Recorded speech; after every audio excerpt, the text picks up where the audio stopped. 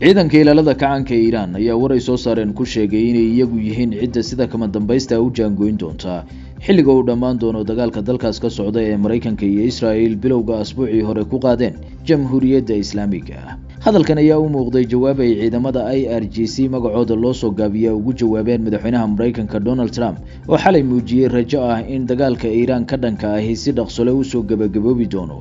Trump ayaa warbaahinta u sheegay in si degdeg ah uu joogsan doono dagaalka Iran ka dhanka ah isagoo hadalkiisa ka dambeysiyay inaan wali Mareykanku guul meel gal ka gaarin dagaalkan haddii taasi dhacdona uu dhaqso u joogsan doono howlgalkooda Tehran ka dhanka ah. Donald Trump oo la sheegay saacadihii dhawaa inuu xitaa arrinta joojinta dagaalka bariga dhexe la tashi saacado qaatay kala yeeshay madaxweynaha Ruushka Vladimir Putin oo ay ka wada hadleen qorshe laba geesood ah oo lagu joojin karo labada dagaal ee bariga Yurub waa kan Ruushka iyo Ukraine iyo kan bariga dhexe ee Mareykanku bilowgiisa hormuudka ka yahay ayaa lagu waramay inay isla meel dhigeen isafgarad hordhaca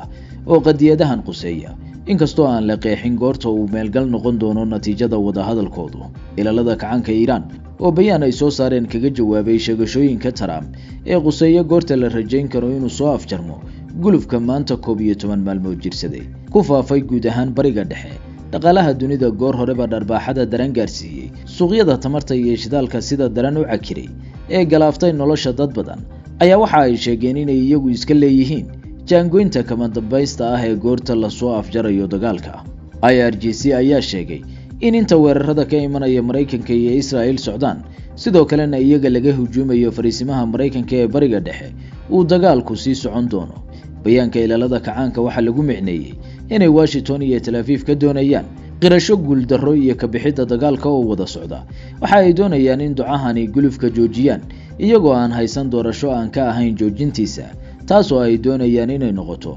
markhaantiga guusha ay maanka ku hayaan inay kala hoydaan dadaalkooda adkaysiga iyo isdifaaca ku dhisnaa ee 11 maalmood ee la soo dhaafay. Waxaa si cad bayaanka ilaalada kacaanka loogu yiri jaangoynta rasmiga ah ee xaaladda bariga dhexe waxa ay ku jirtaa gacanta ciidamadeena qalabka sida mana aha mid ay go'aan ku yeelan karaan ciidamada Mareykanku. Waxa ilaalada kacaanku ku hanjabeen inaan hal litir oo shidaal ah ee xadadka gobolka bariga dhexe ka gooshi doonin haddaan Mareykanka iyo Israa'iil ka bixin dagaalka. Kadib bayaankan ciidamada ilaalada kacaanku waxa ay saaka aroornimo hore bilaabeen mid ahaan weerarada duqeynta ah ee ugu baaxadda weyn inta dagaalku socdo. Waxa ay howlgallo duqeyna ka fuliyeen dalalka bariga dhexe intooda badan sida Imaaraadka, Bahrain, Qatar iyo Kuwait halka madaafiicda ridada dheer ee Iran la soo wariyay inay qayb ahaan haleeleen bartilmaameedyadooda gudaha Israa'iil iyadoo goor horeba la warinayo khasaaraha nafeed iyo burburka soo gaaray Tel Aviv caasimadda ah. Khubarada xiisadan dirista waxa ay tilmaamayaan